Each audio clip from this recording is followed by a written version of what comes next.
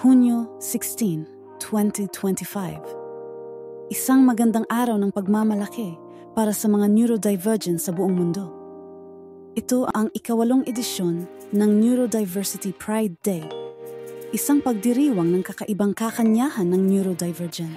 Ipinagdiriwang sa mahigit 50 bansa mula pa noong 2018. Itinatag ng mga neurodivergent, nilikha para sa lahat ng neurodivergent at para sa kanilang mga kasama, pamilya at kaibigan.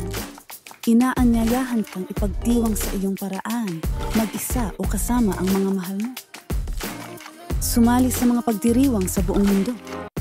Mga lokal na pagtitipon, nakaka-inspire na pangunahing talumpati, sayaw, masayang aktibidad, mga online na kaganapan, at ang pagtaas ng ND Pride na watawat. Ipagdiwang kung paano ito pinakamakabuluhan sa iyo.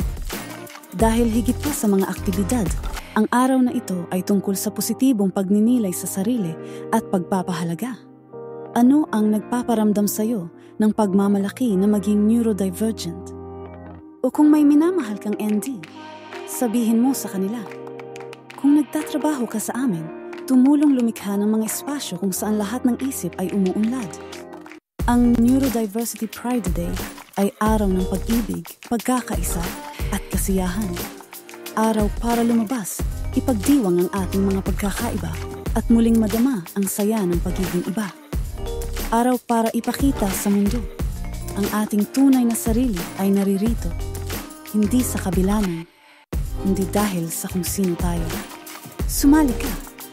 Oo, malugod kang tinatanggap. Makilahok sa iyong paraan. O mag-organisa at ibahagi ang iyong kaganapan sa komunidad.